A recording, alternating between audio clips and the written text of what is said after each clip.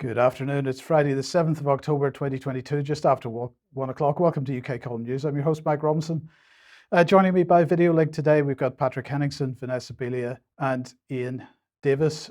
So welcome all three. We're going to get straight on here with the winter outlook for energy in the UK. This was hitting the headlines yesterday, helping to inform the electricity industry and prepare for the winter ahead. So let's see what they were saying. Two main scenarios they were pushing out. Scenario one, reduced electricity imports from Europe.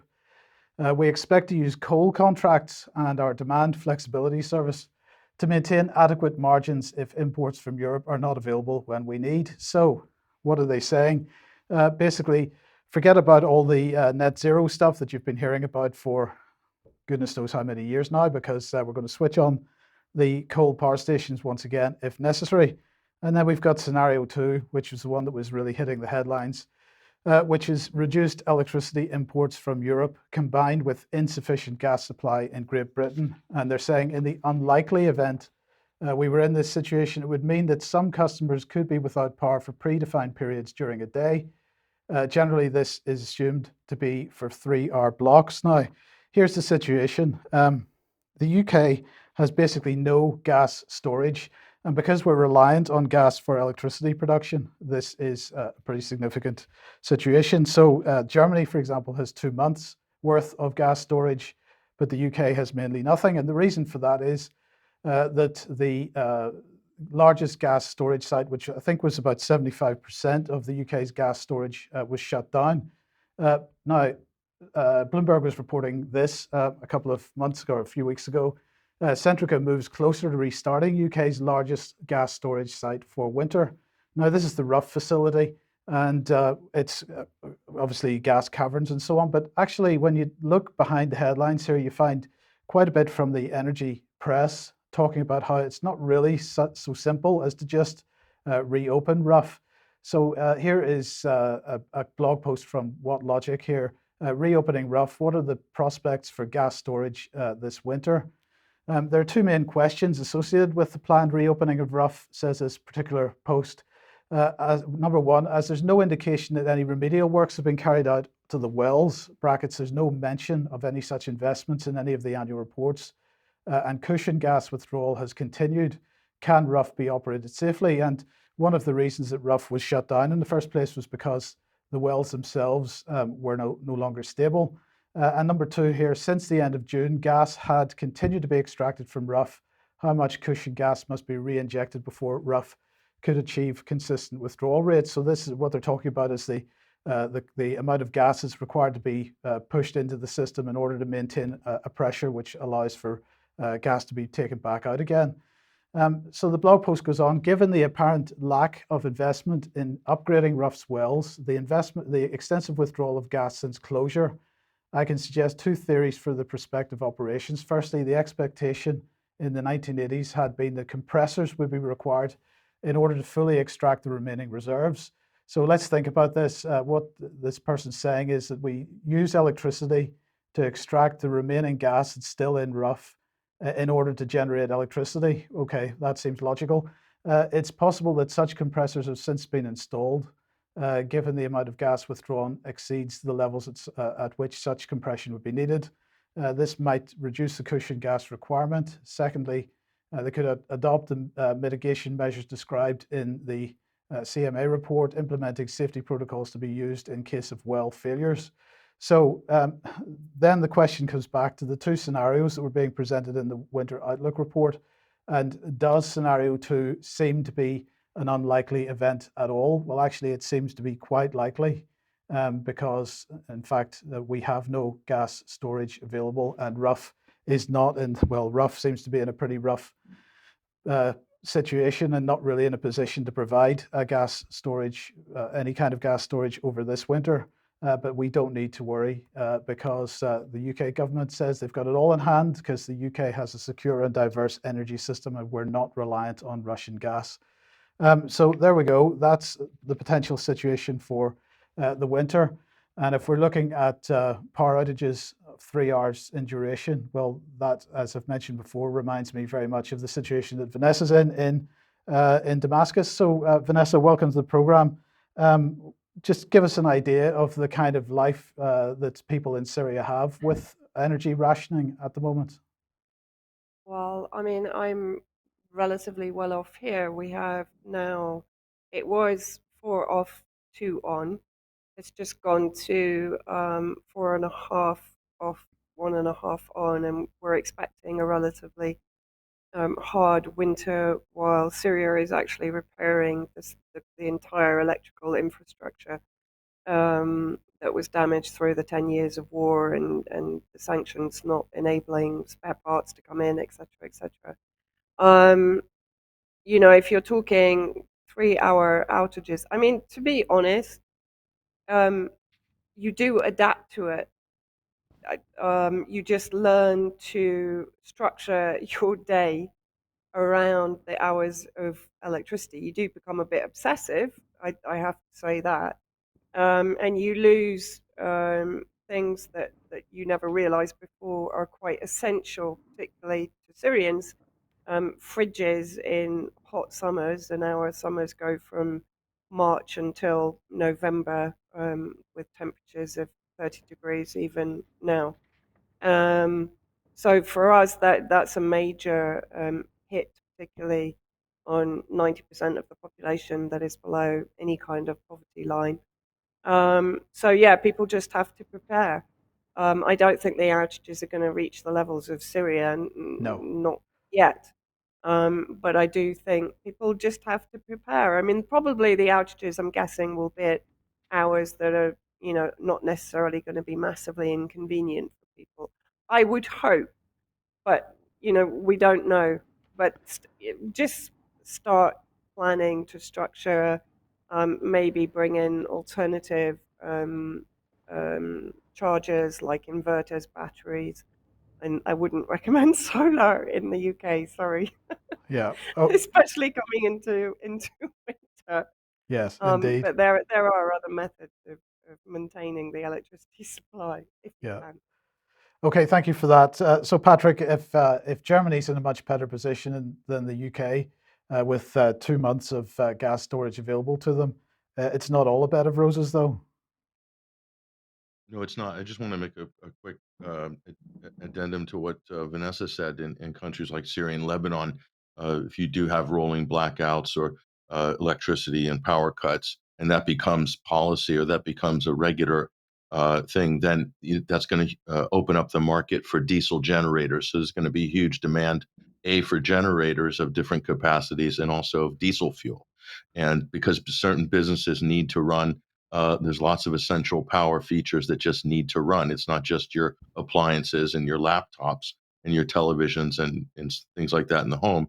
There's infrastructural things regarding buildings and things like that. They need a viable alternative power source. So that's just going to open up a demand for diesel fuel and things like this that can actually do the job. In Germany, they had their first test regarding this national drive to save energy, and it was a huge failure. German households and small businesses raised their natural gas consumption by 14.5% above the 5 year average in the final week, or roughly the final week of September, according to Germany's energy regulator, the Federal Network Agency. So this was the big push. We need to conserve. We need to save the grid, like they're saying in California, the same thing. And consumption is way up. So it's a total fail. They can't get people to change their behavior. They can't get people to stop doing essential things. It's not like people are being extravagant. It's just that consumption's up and it's going to raise even more during the winter. So things are not looking good for this. All let's get on board green push and let's shun Putin's energy and so forth. Big problems here for Germany. Okay, and what about OPEC? Okay, this is right now one of the bigger pre-election stories in the United States. So OPEC plus one, OPEC and allies, Russia's included in that. There's a lot of pressure by the White House before the midterms to increase production because right now the price at the pump is, I'm in California right now, it's nearly $7, It's like $6.80, $7 a gallon. This is a nightmare for the Democrats going into the midterm elections. So basically, the Arab countries, the main OPEC leading countries, Saudi Arabia at the forefront, basically said, no, we're going to decrease production. So what's going on here? I think might be a little bit of, well, it's pragmatic from the oil producers' point of view. They have to guard their future earnings and profits and viability in this Green New Deal, aggressive Green New Deal environment. But it's kind of a big middle finger to the Biden administration. You remember when Joe Biden was gallivanting around, basically telling MBS he killed Jamal Khashoggi, and that was the big sort of issue of the day a couple of years ago. And now they're sort of getting theirs back. Biden went to beg for production a couple of months ago, came back empty-handed. So the accusations are from the Democrats that the Russians are behind this, that Putin is colluding with the Saudis to peg the price of oil at $100 a barrel or something around there. So this came up, and Reuters has been pushing this story, this talking point, and this came up during a press conference with OPEC. And here's the Saudi energy minister basically rebuking Reuters. Now, I'm not a big fan of the Saudi Arabian regime, but it is telling now when you have, Saudi ministers that you normally sort of cordial and polite are basically attacking the press in the sort of Donald Trump fashion or Ron DeSantis fashion. But we have a clip of this. Let's have a look. I have to talk to you about. So you have got it wrong. Okay. And you have got it wrong twice. Before I ask a question, and you will get it the third time if you did, as Reuters did not do a proper job. You talked about Russia doing this and that, and actually the day that your story came out, no one from Russia talked to me, nor I talked to anybody from Russia. You repeated that again with another tale of a story prior to that Saudi and Russia, blah, blah, blah, are congregating around $100 price. That is not true. And I spent 20 minutes from one of your respected members of your bureau in Dubai, explaining to her, or actually 25 minutes, why we don't go as Saudi Arabia for price targeting. And that 25 minutes went in vain, and I really don't like that. I acted in a very respectful way, emanating from respecting the agency, and I think, but you elected to choose a phantom Saudi source, if I can do it as British as I could. But if you have questions, direct it to others, but not me. I'm not talking to Reuters until you respect the source, which is the energy minister on behalf of the Saudi government. Okay, thank you. I won't ask. So you ask questions to any of my colleagues. Yeah, that's quite an incredible situation, Patrick, where Reuters is being told off in this way. It's unheard of, as far as I'm aware. There's clearly been quite a bit of pushback on the BBC, but Reuters is supposed to be even more sort of down the middle than even the BBC. Well, they've stepped over the line, because they're politicizing a lot of things that shouldn't be really politicized this much, and they're being called out by the Saudis. I mean, this is a weird world we're living in when the Saudis are coming out. It's like Donald Trump did a walk-in into the body of the Saudi energy minister and just tearing him apart like a CNN reporter. But it shows you that they're not basically having it. This is a direct reaction to the aggressive Green New Deal policies, and sort of Joe Biden's leading the charge. We need to end fossil fuels by 2035 or consumption or whatever. These people in these other countries that rely on hydrocarbons, they're not taking it.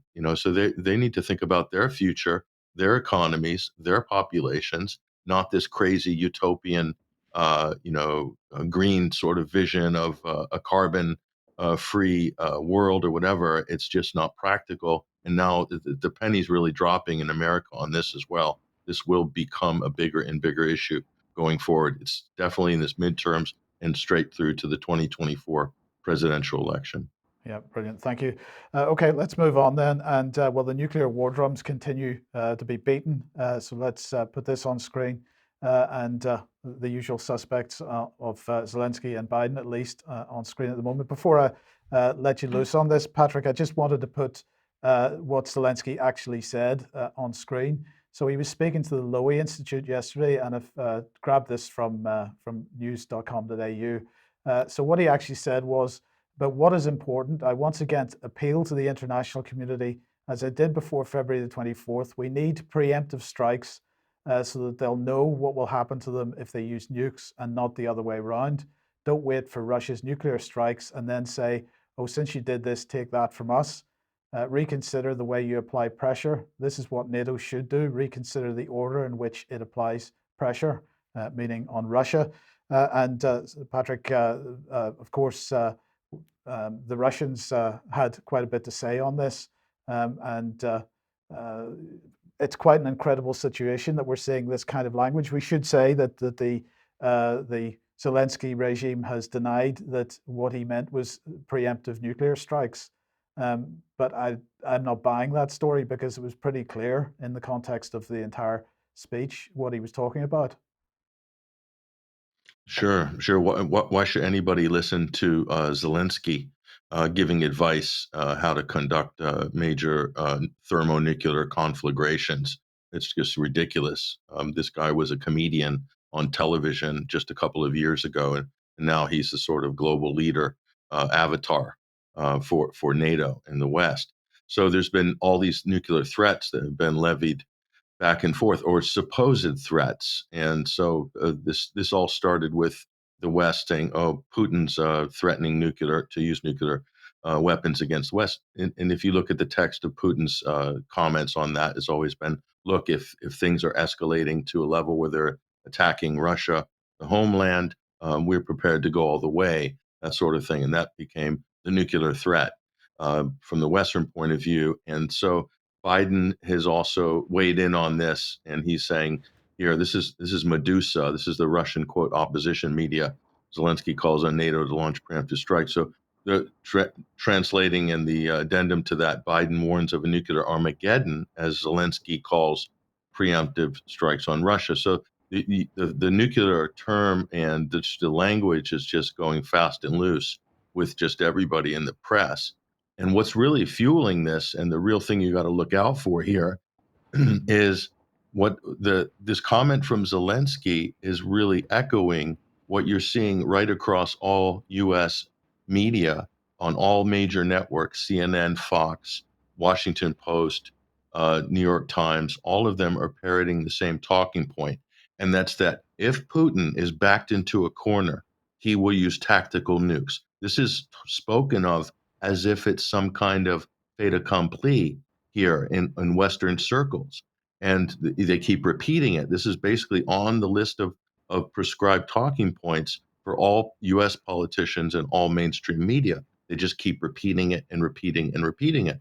It doesn't make any practical sense that when Russia's winning a conventional war on their own borders, that they would somehow, if they thought they were losing a conventional war, lash out and use a tactical nuclear weapon right by their own borders. Ridiculous. And the way that the conflict is being fought, and you look at the way the clusters of various battalions, it's ridiculous. It's not going to make any. They say, no, he's going to make a big, strong statement, and Putin will do this because if he's a cornered rat, this is the sort of stuff you hear every day in the U.S. media. This is very dangerous because what it looks like is very dangerous right now. The danger of a false flag by the West, I think, is highly probable, more so than any other time in history, a nuclear false flag. If anything goes off, a dirty bomb, some kind of a tactical device, it will immediately be blamed by the global media on Russia.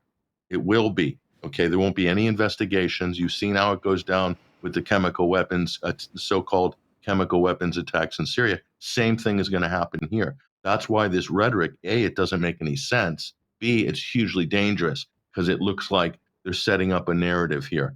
The West will throw its toys out of the pram. NATO will throw its toys out of the pram because Ukraine's just lost 33% roughly of its territory, and they're probably not going to get it back, save some crazy escalation. And where's that going to come from? Not from Russia, I'm afraid. So I'm just putting that out there as a danger right now. Yeah, okay. Thank you, Patrick. Iain, welcome to the program. You got some thoughts on this? No, actually, I was just going to echo what Pat said, that he preempted me. Yeah, I mean, Okay. and I think that was something that Professor Richard Vernon was talking about yesterday, that the narrative for the false flag always precedes the false flag. So, yeah, absolutely, we need to be aware of that. Okay, thank you for that.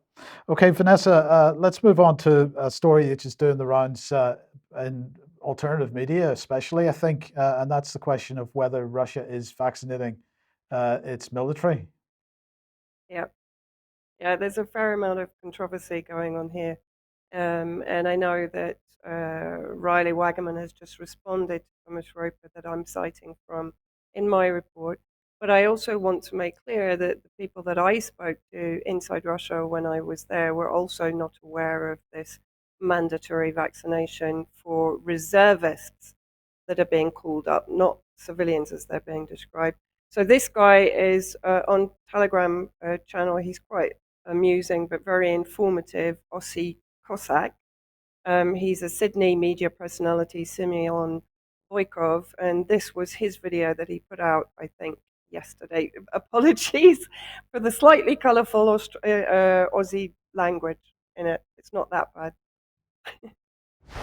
Guys, share this video very quick. Putin is not doing mandatory injections for his military. That's just a fake to try and convince the anti-vaxxers to go against Russia. Beware of the mainstream media fake news, lefty woke bullshit tactics. I'm in contact with troops, with soldiers, with military priests, with officers. There's no mandatory vaccination when they're in the army. You think Russia really cares about mandatory vax at the moment? They're doing work, they're doing bizzo. You know, it's kicked off over there. So that's just fake news bullshit, you know. Aussie Cossack, subscribe Telegram for more. I can't put this on YouTube, so I've said it here on Telegram. Okay, so as I said, the alternative media is putting out this story that Russia begins vaccinating mobilized citizens. That's a little bit misleading in that title, and actually it's echoing some of the misrepresentation in Western media, unfortunately, because it's giving the impression that ordinary citizens are immediately being mobilized. That's not entirely true. It's reservists, citizens who were previously in the armed forces who are now being pulled back up, which is fairly standard practice when there's any escalation in any country where there is potential for war or increased conflict.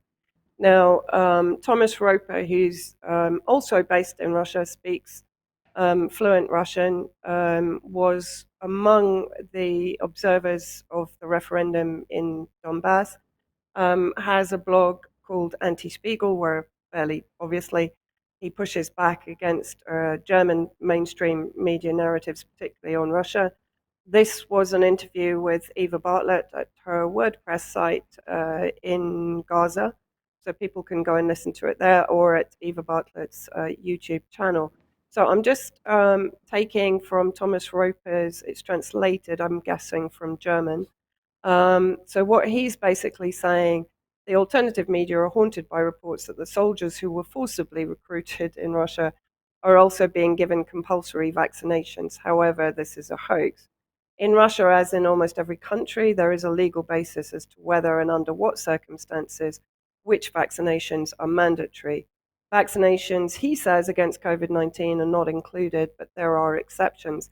Now, I would say this sort of confusion over whether vaccinations were mandatory was also seen in Syria for a relatively short time, because the uptake of vaccinations was drastically low here, less than 6%. So there was a period of time, I think about 3 or 4 weeks, where health officials here were themselves pushing through coercive tactics which weren't necessarily recognized by the central government. And actually, I came up against this, and when I questioned it, I was told comprehensively by people within the central government that no, they weren't coercing people into having vaccinations, and yet at the local government level, people were feeling that they were being coerced into it. So just that's my experience here. And he says, for example, at least to the best of his knowledge, compulsory vaccination for doctors working in hospitals. Everything is different in Russia now. I would agree with that.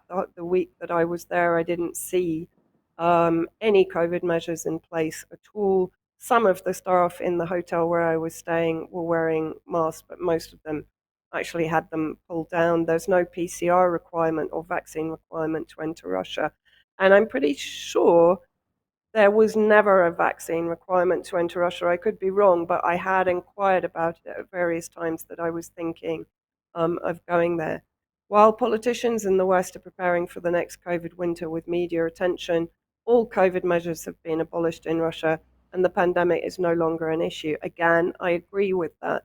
Everyone I spoke to uh, was not even thinking about it. There was no social distancing. As I said, there were no measures in place.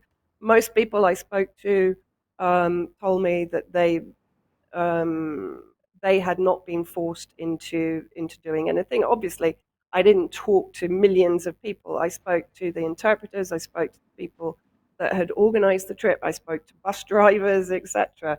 And that just came up in general conversation. In Moscow, even all fines imposed because of COVID have been returned. COVID is no longer an issue in Russia. He's already reported that the handling of COVID-19 in Russia was very different from that in the West. In Russia, 200,000 additional hospital beds were set up in exhibition centers, for example, and there were only relatively moderate corona measures that were not implemented too strictly in practice. Stricter measures were only limited in the time and region if the health system came under pressure in a particular Russian region despite the additional beds. However, the measures were always withdrawn after a short time. Again, that's very similar to the reaction in Syria. We saw a sort of uptick in a reaction and then an almost immediate withdrawal of it. These sources, and he's talking about the sources in the Riley Wagnerman original article, are regional Russian portals, and that's actually confirmed by Riley's follow-up article that's available for people to go and read, where he says the information, or rather the mandatory vaccination, is being talked about in 3 regions, and that's confirmed by Roper's comments. Um, he talks about the Rostov, Tatarstan, and Pensa regions. And as he says, that alone should make you suspicious because Russia now consists of 89 regions, and either there is compulsory vaccination ordered by the Russian military for soldiers, which would then apply nationwide, or there isn't. He goes on to say, I have a direct line to the press office of the Russian Ministry of Defense due to his press tours in the Donbas. And he asked there about the German media reports without further ado. The answer was clear. These are Russian citizens and vaccinations are voluntary in our country. Now, I know that Riley has followed up with another article, as I say, citing other media reports and also having one of them having called a helpline, I think, with the Ministry of Defense that confirmed that vaccinations will be recommended. But I also have to say that I myself spoke to contacts within the Ministry of Defense and the MFA this morning, and they confirmed again that as far as they're concerned, the vaccinations are not mandatory for the armed forces. The priority is to get the forces to the front trained and to the front lines. Thomas Roper then goes on to say, in Russia, there's an old proverb that is still relevant today. It says, Moscow is far away. And that means that in Russia, it can happen from time to time that regional officials think that they can interpret rules differently than Moscow. I think that's a bad translation. So I like to think that, as quoted in Russian portals, some regional representatives of the health authorities are saying that they would like to compulsorily vaccinate the mobilized soldiers, but the Russian Ministry of Defense sees it differently. Hopefully, in the next few days, there might be some clarification publicly from the Ministry of Defense. That's coming from myself. It is therefore more than questionable whether these announcements will be followed by any action in individual Russian regions, because it is unlikely that the employees of the regional health authorities will even come to the barracks. Another fairly good point. In conclusion, we can state that there are no instructions in Russia to compulsorily vaccinate all mobilized soldiers. He makes it clear it's soldiers, reservists. I can't rule out the possibility that some overzealous officials in some Russian regions might try it anyway. So I think the controversy will continue because, as I said, Riley has responded. But from my experience, not reading, I mean, I don't read Russian. I haven't had time to check all of Riley's sources, but there does seem to be some contradiction there. Okay, thank you. Iain. Yeah, I mean, I agree with much of what Vanessa said. I mean, obviously, Russia's like it's similar to the United States in many sense. You've got these 89 different oblasts that have all got their kind of independent regional governments, and they're all kind of have their different interpretations of things. But I think there's probably, it seems to me that there might be some confusion in going on at the moment in terms of what's happening between the political statements and what's maybe happening on the ground. And I think we can see the same thing in the UK when during the summer of 2021, when the government were making loud noises about forcing people to be vaccinated and so forth. But speaking yesterday on Sputnik Radio, State Duma Deputy Leader Fedo Tumsov said, quote, "As far as I know, the decree on vaccination against COVID-19 among the troops is still in effect. It is necessary to vaccinate and revaccinate those who were mobilised and the rest of the military." I mean, that's similar to what that we've heard in the West in terms of our own defence minister saying that all military personnel need to be vaccinated. And I think the question in Russia, they've certainly been pushing out the vaccine ideology, I suppose you could say, as they have in the West, but it's whether or not the public have gone along with that. And I think increasingly we can see now in the West that we can start asking questions about the extent to which the public have actually gone along with vaccination in the UK as well. Yeah. But certainly TASS were reporting in the summer of 2021 that people like the Moscow mayor, Sergei Soybyin, was saying that 60% between 60% and 80% of the population in certain industries needed to be vaccinated.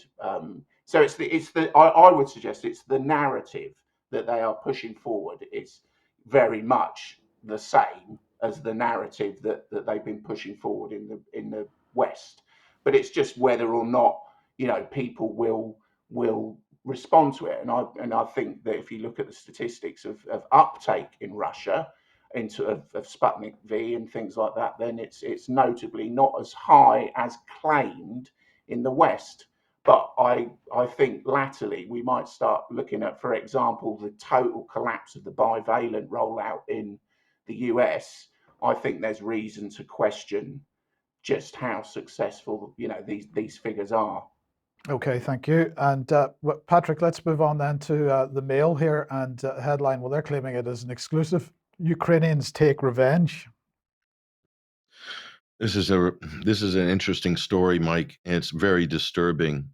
You're starting to see a level of unhinged, almost fanatical propaganda coming out of some of these papers.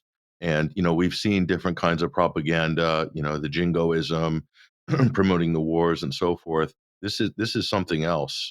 This is reaching a kind of new level. They're kind of interceding here into a civil war and taking very, very partisan rhetoric and kind of almost making it inflammatory. And look at what it says. This is the splash page of the Mail yesterday and this morning. We're hunting them down and shooting them like pigs. How Ukrainians are taking brutal revenge against dozens of collaborators who have betrayed their neighbors and country to the Russians. So they're using the term collaborator, traitor, using it in a kind of pedestrian way. Let's take a closer headline up so people can see that. And then over here, this is the article itself. And the bullet points here are. We'll scroll down this article. I mean, take a look at this thing.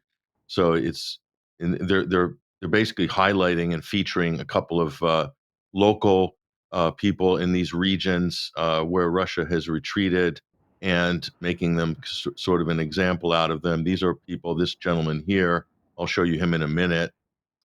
He died in a car bomb.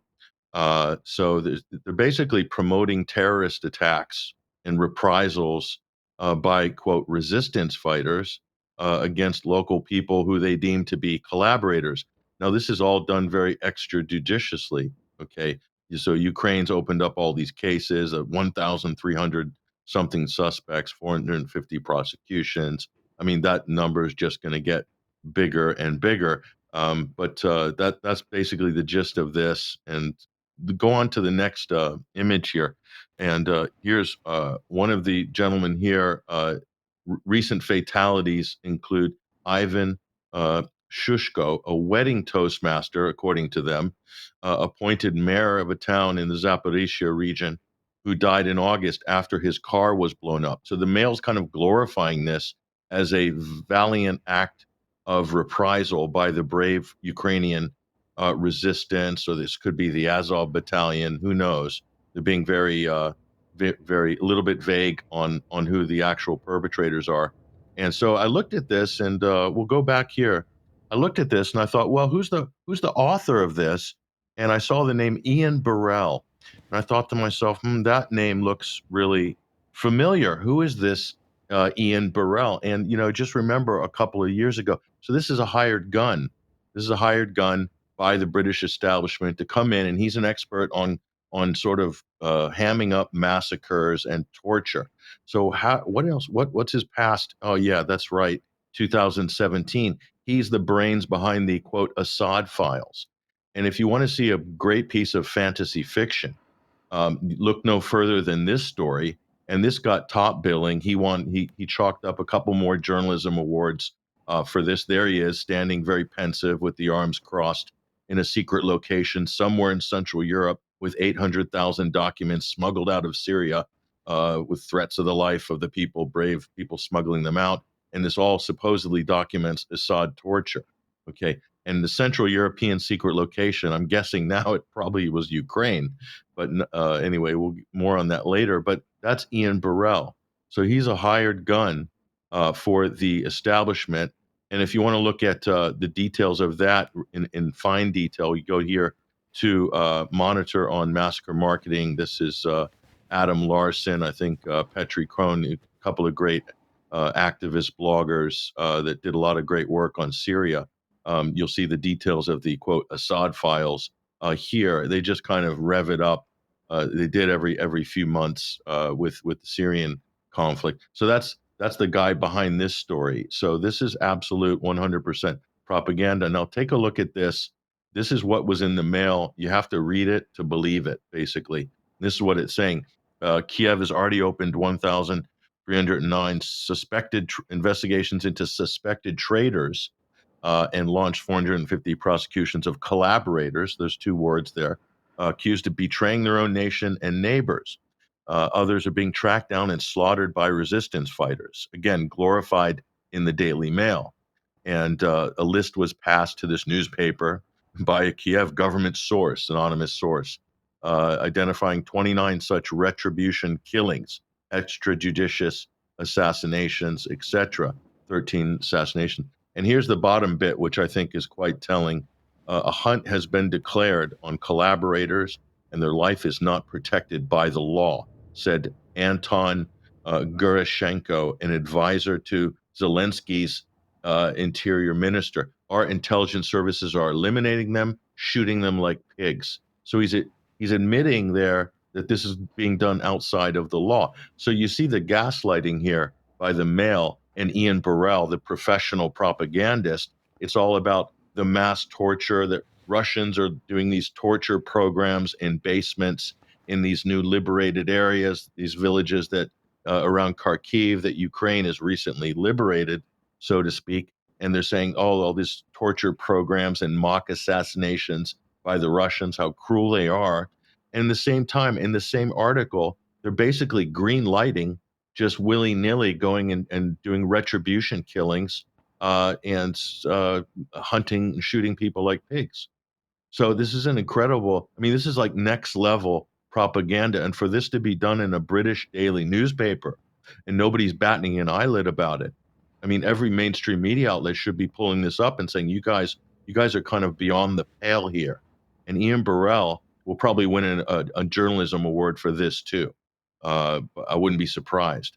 But I don't know. Does anybody have any thoughts on this? Because I find this to be just completely out of bounds. But then again, I'm just one man with one opinion. Vanessa. Yeah, I mean, I put this out on Twitter yesterday. I mean, it's an absolutely appalling, abhorrent normalization of Nazism. But we're also seeing it across the board. We're seeing the Sun newspaper literally advocating wanted posters for Putin and lobbying for his assassination. We're seeing images in the New York Times of Azov battalion fighters hugging their wives. So this humanization of people that are not human and haven't been human, since they conducted an ethnic cleansing program against the eastern Ukrainians in Donbas that have now just made the decision to accede to Russia. And also not forgetting the Azov battalion photographer, who very much like the Noral Denzinki member, the terrorist group funded by the United States, who beheaded the child in Aleppo in July 2016.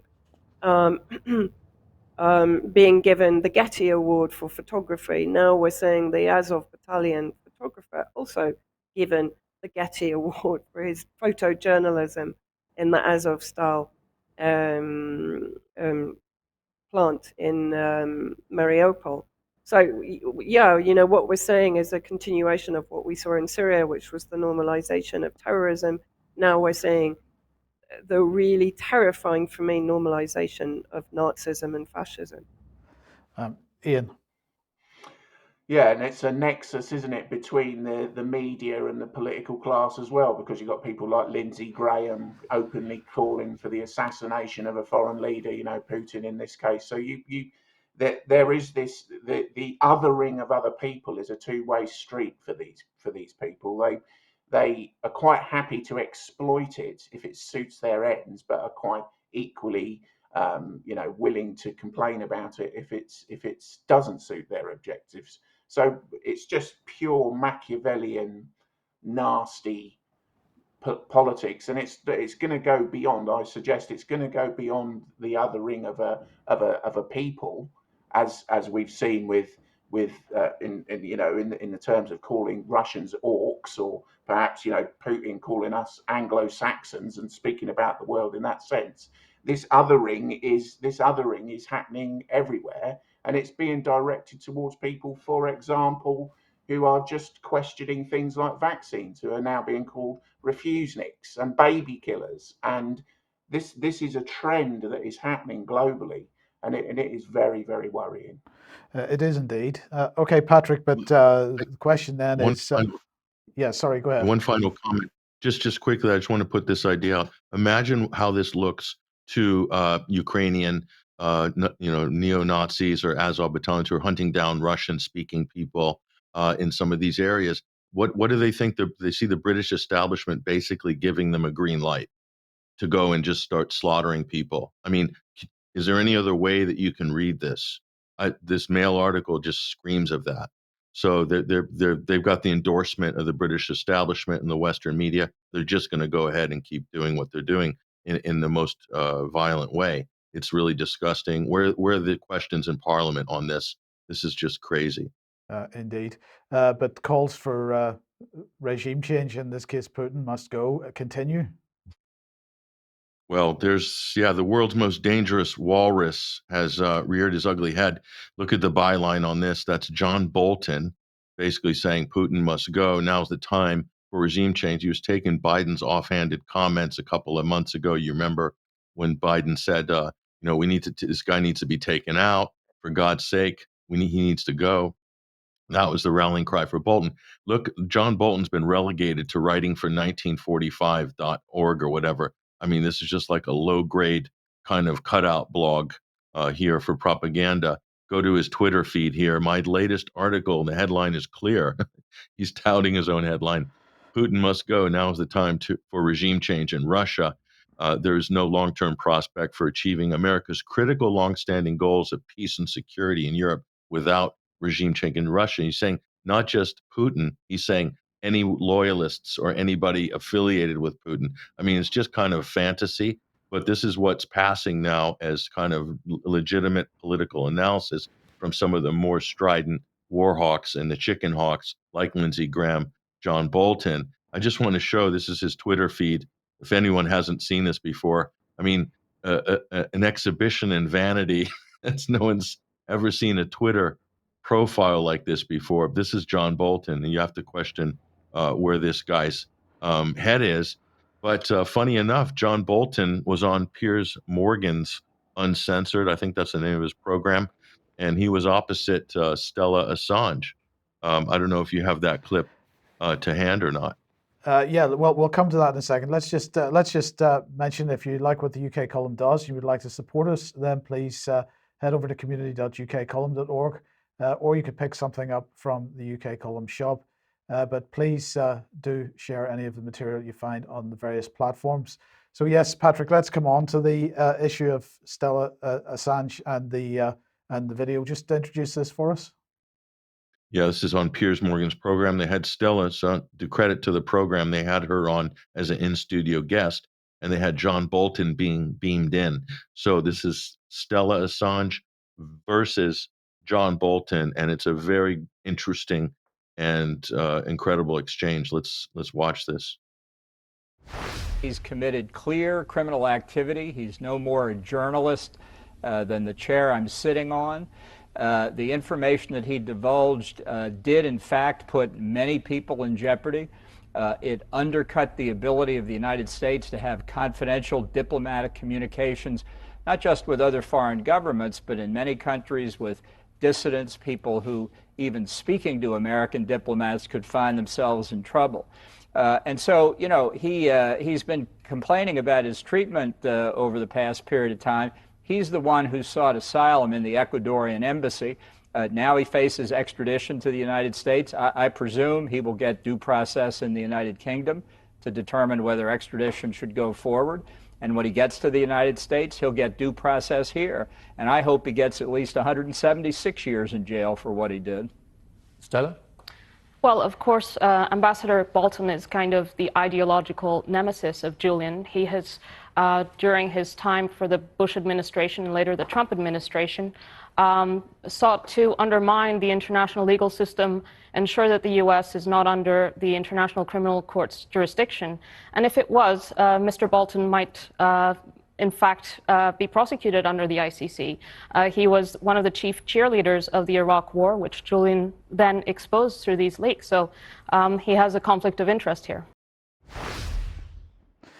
Okay, so that's pretty clear. Any final thoughts on that, Patrick? I think she was being a little light on Bolton, actually. And by the way, Julian is not getting due process in the UK. It's a total political trial. The U.S. government's directly involved. They're harassing the legal team. All of this stuff, the surveillance against the legal team and Assange himself, that it's a political prosecution. So the U.S. and the UK extradition treaty is very explicit on this regard.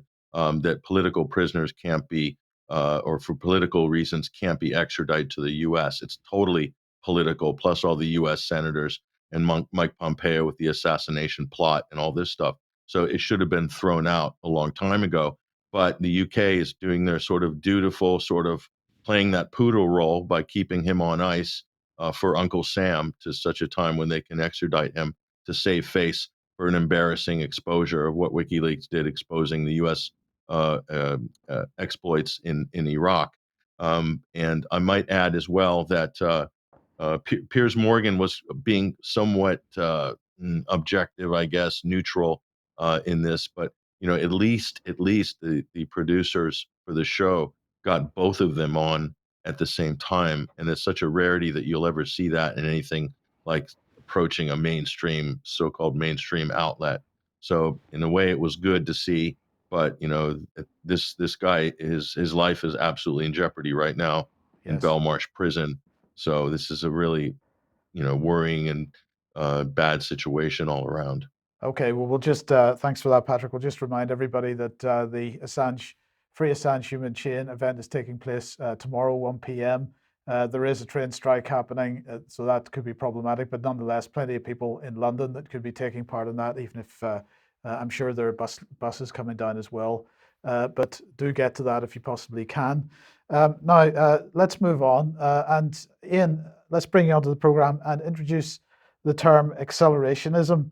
How did you come across this term? You told me. Ah. Yeah, I mean, I didn't know anything about it. I'd never heard it. It never come across my radar before. I think subsequently I've discovered that Alex has got some background knowledge about it, of course, because Alex is a very knowledgeable man. But yeah, I'd never heard of it. But once you start to understand what it is, and it's everywhere. I mean, you can see it coursing through everything from local policy decisions all the way to global events. It's remarkable, really. So I think that we often hear people talk about it. So the World Economic Forum, obviously they got this strategic partnership with the United Nations to quote unquote accelerate the implementation of the 2030 agenda. But accelerate can mean, in a business sense, if the Organisation of Economic Cooperation and Development just say that business accelerators speed up the process of business creation. So that is, in one sense, the term acceleration can be used. So if we move on and look at some of the quotes from people like Kwasi Kwarteng when he was speaking the other day, and talking about the launch of the growth plan, he repeatedly used the term, we are publishing a list of infrastructure projects that will prioritise accelerator. I could announce that we will be accelerating reforms.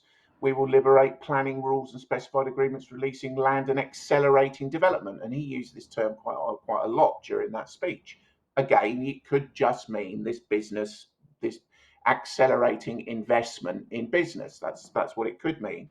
But then when we see quotes from people like Joe Davis, who's the chief economist at Vanguard, it's used in a slightly different context. He's sort of saying the pandemic function as a call option. So it's a call option on employers to increment. So no longer could we work from home arrangements serve as controlled experiment in productivity. They become indispensable. So suddenly there's this notion of acceleration kind of compelling change. And that is very much what accelerationism is about. So if we go on to look at the numerous accelerators that there are around the world. So we got the World Health Organization has got its access to COVID-19 tools accelerator.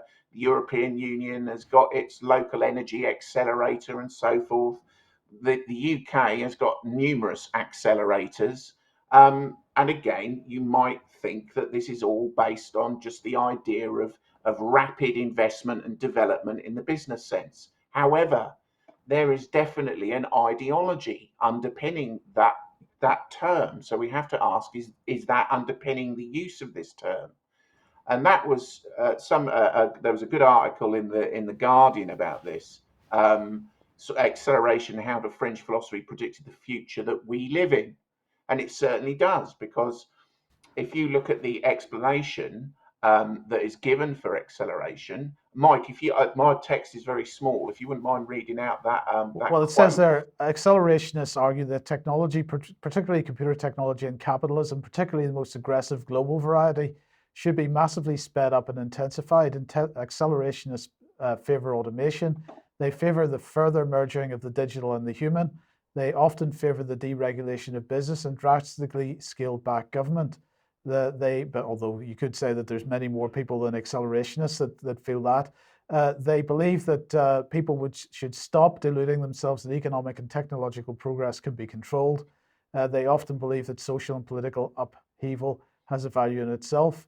Accelerationism, therefore, goes against conservatism, traditional socialism, social democracy, environmentalism, protectionism, populism, nationalism, localism, and all other ideologies.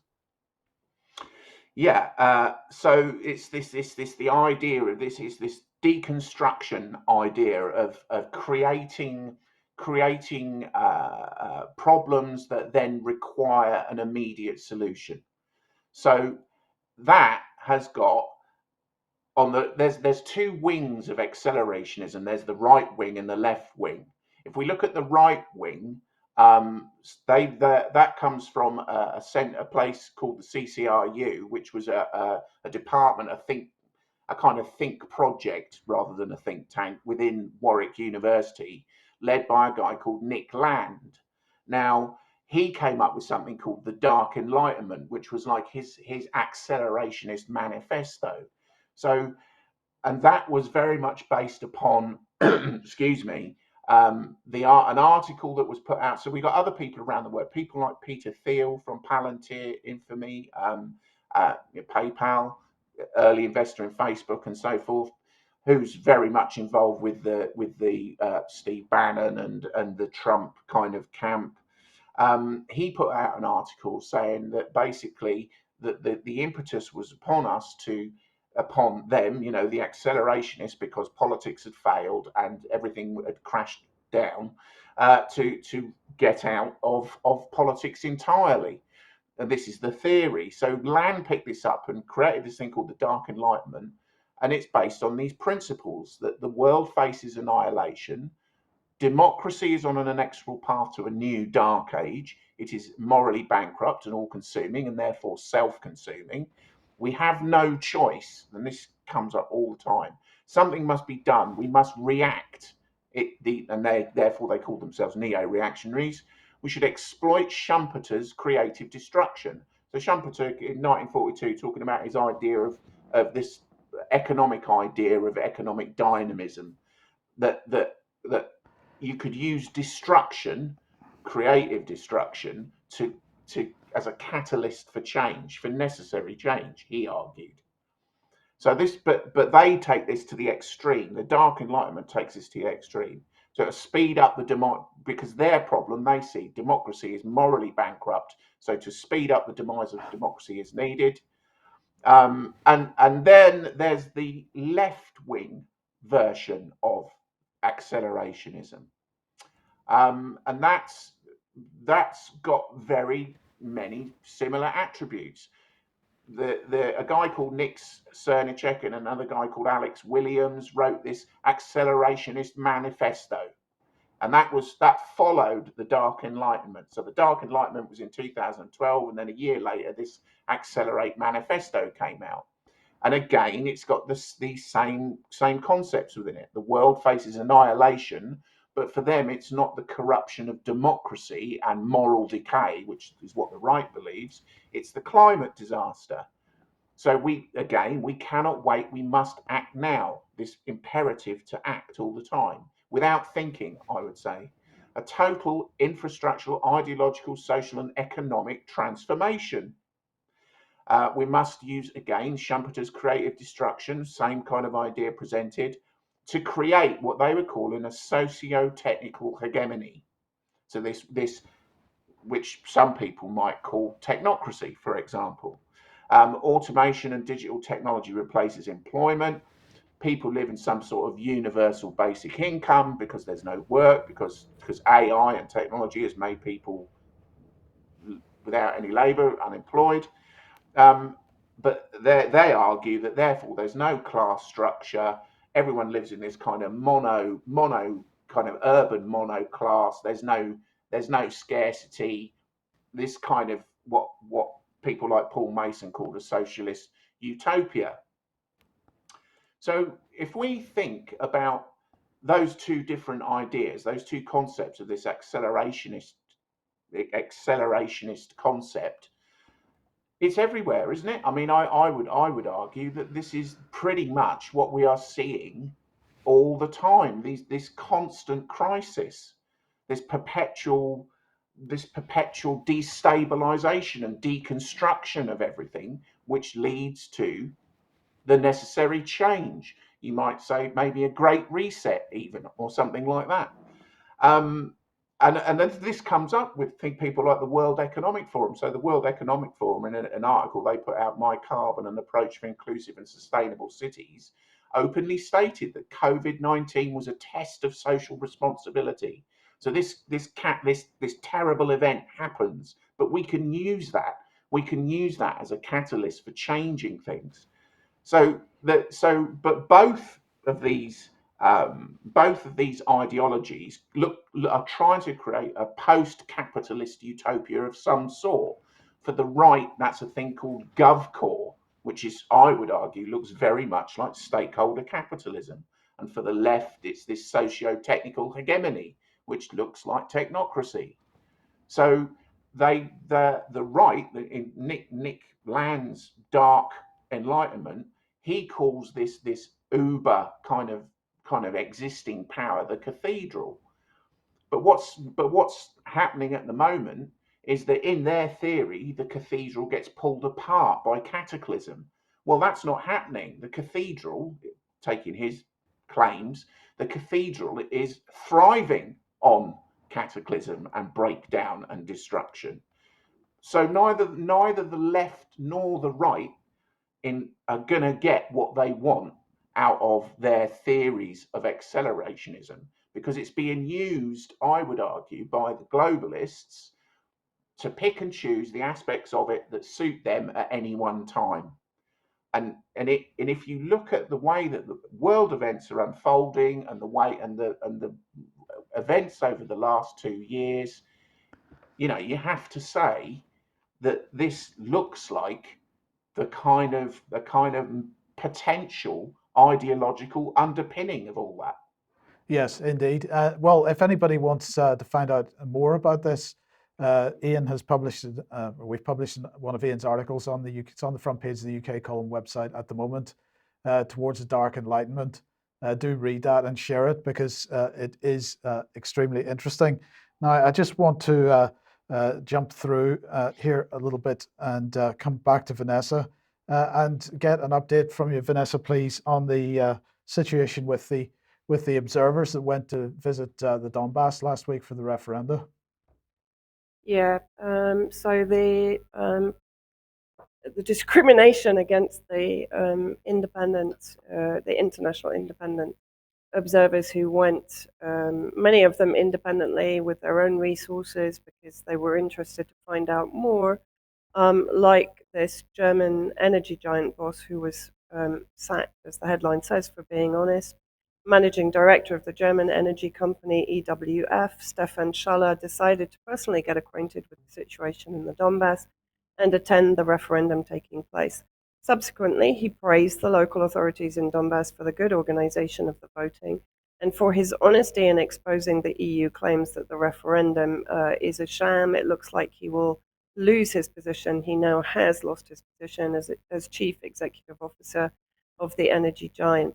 And he stated publicly that this was purely a personal initiative. He took a vacation for this, so it wasn't on work time. Schaller explained. Later, having seen everything personally, he praised the organization of the voting on Russian television, a mortal sin as it appears. So, as I said, the persecution of the international observers continues. What I wanted to show, Mike, we may not have time to see all of it, but just also to demonstrate to people, there was another German politician who actually accompanied me to Donetsk, Christoph Korstel, who has his own political party in Germany, who is totally on board with the COVID hoax and all of the applied measures being brought in by the WEF and the Great Reset. He published this video on his various channels, and what he's basically doing is he's paying for a plane to fly various banners over the skies of Berlin at various times. I think, actually, no, I'm not supposed to say that because that's a secret. The next one he's doing, you'll know about it when it happens. This one is basically calling for Nord Stream to be opened, not by Russia, of course, but by the NATO member states. So I don't know if we can see just a few minutes of this, because I think why it's important is to show that there are movements in Germany and across Europe that are now starting to really push back against the NATO war in Ukraine and also against the Great Reset, etc.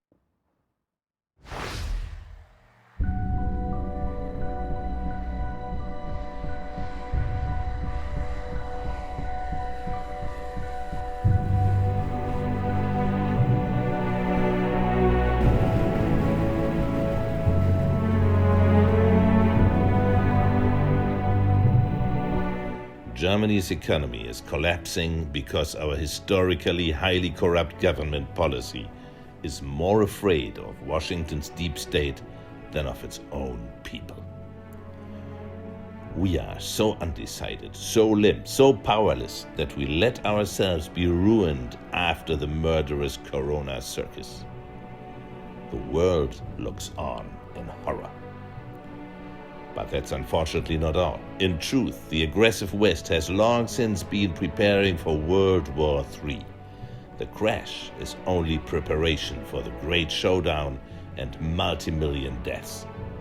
And Putin and Moscow, the Russian people, are facing the next great patriotic war.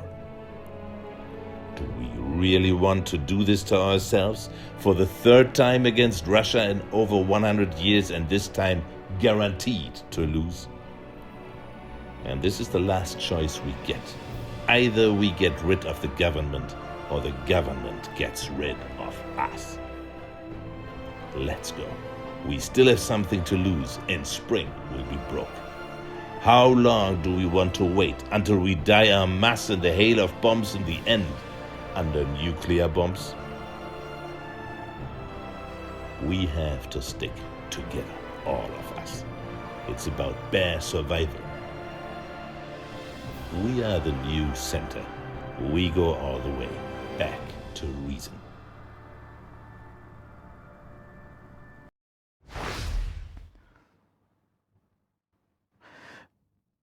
You go ahead. And I think the only other point that I wanted to make, obviously, the MEP Nathalie Loiseau is still pursuing me individually, which is an abuse of her power to wage a vendetta against me because of my previous work exposing her role in the chemical weapon sham in Syria. But also, what has come to light, not recently, but it's sort of been joined into my case, was her role effectively in covering up not only embezzlement within the Foreign Office corps in Benin in Africa, but also the attempted murder of a whistleblower who was exposing the corruption and embezzlement in the Foreign Office there. And Françoise and Nicolas has been waging this battle against Nathalie Loiseau, who effectively was in charge of human resources at the time that her case came to light. So Nathalie Loiseau's, let's say, roots in corruption and protection of the neo-colonialist agenda of her own government go back a long way. I would really like to say thank you to everyone that reached out to ask what it is they can do to help. There is an email address for Joseph Borrell, who Nathalie Loiseau addressed with her letter calling for sanctions, personal sanctions against me, and sanctions against all the international observers. I would urge people to write and express your dismay at this clear abuse of power and attempt to effectively lead a fascist censorship campaign against diverging views and dissenting voices. The more letters that he receives, we may actually be able to do something to prevent this sanctioning going ahead. So, you know, when you think you can't do anything, you can. If Joseph Borrell receives 1,000 letters, 2,000 letters, doesn't have to be long, but just expressing your disgust at the potential persecution of people who went with best intentions to observe a referendum that the UN and the OCSE refused to do. So they reneged, they derelicted on their duty. We filled their roles, and now we're being punished for it. Yeah. So Okay. thank you to everyone who sent messages of support, but please don't stop there. Please actually take some action to prevent this happening, not only for myself, but for everyone who is being basically punished for doing what they think is right. Yes. Okay. Thank you, Vanessa. Right. I just want to very briefly mention the online safety bill. There's been an update on that because the government has published the latest amendments. And this is at committee stage still, but it is progressing through Parliament. But I just wanted to highlight the fact that Lord Sumption has published more on this, government control over the flow of information. Lord Sumption speaks out against the online safety bill in the latest episode of Law Pod UK. So this is a podcast. I do recommend that people listen to it because he is once again focusing on this issue of legal but harmful, this concept within the online safety bill that if information is viewed as being harmful but is still legal information, that it can be somehow censored. And Patrick, let's just come back to the Ukraine very briefly and fake news here from the Ukraine Defense Ministry. Yeah, they tweeted this image out here. Let's scroll that image there. So this is a box of teeth with gold crowns on them. And they're saying that the Russians have been prying these off Ukrainians out of their mouths and collecting them to melt the gold down, I guess. So obviously this evokes emotive images of the Holocaust in Nazi Germany. If only it was true, Mike. If only it was true, and it didn't take long, a few hours before the gentleman whose tooth collection that actually belongs to. Turns out he's a dentist. His name's Sergey, a local dentist there in this Ukrainian town. Oh God, they belonged to the people I've treated all these years. I pulled out these teeth because they were bad. So he's saying they're mine. These are my teeth. So that was a very quick sort of debunking of some fake news. And I'm going to tell you, there's so many of these stories on a daily basis that are coming out. They're being pushed out either by the Ukrainian various ministries or by the Western mainstream press. And the Western press will immediately run with anything on the Twitter account of any of these people from the Rada or any of these ministries under the Zelensky. Can I use the term regime? Is that offensive? The Zelensky regime. So I thought that was interesting. It's just an example of the sort of the type of fake news that's coming out on a daily basis and completely unchecked by the so-called fact checkers in the West. Yeah. Okay. Well, look, Patrick, I'd just like to end with this from AP. And you wanted to talk about the situation with Alex Jones and the trial. So he's there's a defamation trial. It's being held in Texas here, and I think this is really important, especially for us in the independent media, to understand exactly what's going on here. So they're going to rule on this, and so there's a few questions that the jury's going to have to consider here, and one of them, in terms of the defense, Alex Jones's legal team, obviously making a First Amendment defense here. Could the jury decide what Jones did is protected by the First Amendment? And in this type of a trial, in this case, the answer is no. The judge has already ruled that Jones is liable for defamation inflicted of emotional distress, invasion of privacy, violating Connecticut's unfair trade practices laws, etc. The jury's job is to decide how much money he owes for harming the people who sued him over his lies. That's directly from Associated Press. So this is an important trial here. You know, Alex Jones is being kind of publicly canceled here on a level that few people have ever experienced in the United States. And Alex Jones actually is not on trial here. What's really on trial here is the First Amendment and freedom of speech. Because if the speech is ridiculous, if it's outlandish, if it's that person's opinion about what they think happened at a certain event or a certain incident, it might be right, it might be wrong, but that's not the point. The speech itself should be protected, is protected under the US Constitution, under the First Amendment. So now this is beginning to be repealed.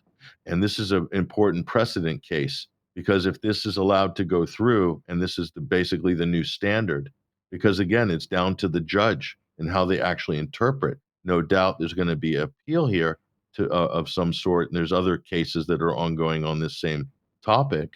But it doesn't leave a lot of room for freedom of speech or the First Amendment in the United States. Obviously, our rights are delineated in the Constitution in writing, not the same in Britain.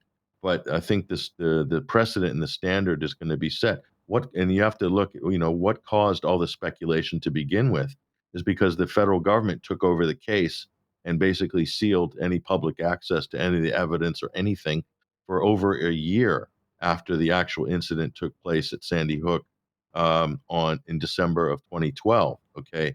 So during that time when everything was sealed and they wouldn't release any information to the public about the biggest mass shooting, as it were, this horrific major event, that's when all the speculation filled the vacuum of information.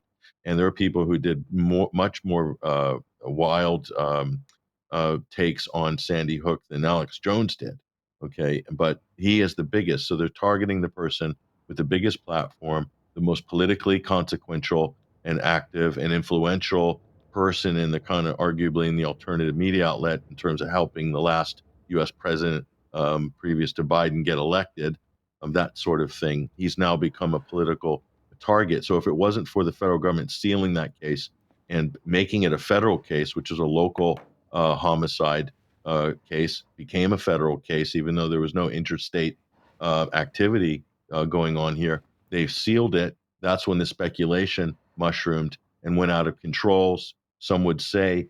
And then under public pressure, the law enforcement then basically relented and started releasing drip feeding information out after 2013. But it took public pressure from a lot of different people, journalists, even alternative media people, to get the government to start releasing information about this secretive crime scene. So that's my take on that is a little more nuanced, granted, than what you're going to see in the media coverage on this. But I think that needs to be said. This is important. So again, this isn't just about the wild Alex Jones here. This is about the First Amendment. Yeah. Okay. Thank you, Patrick. Just very, in one word, could this go all the way to the Supreme Court? There's always a potential of the Circuit Court and of Appeals, Supreme Court, the state court. It will have some latitude there, but it's a defamation case, so I don't know what the actual ins and outs are legally, but I think this is a civil case. So again, this kind of in some ways sits outside of that other process. If it was a state prosecution, I think, or something like came from the DA, I'm not sure what the grounds or the latitude for appeal is, but certainly this is something that shouldn't end here with this particular judgment. It shouldn't end here, and I hope it doesn't. Okay. Okay. Well, And we all unfortunately, should hope it doesn't. well, indeed. Unfortunately, we're out of time. We will be back in a few minutes, of course, for some extra for anybody on the UK column stream. But otherwise, we will see you 1 p.m. as usual on Monday. Hope everyone has a great weekend. Thanks for joining us, and see you then.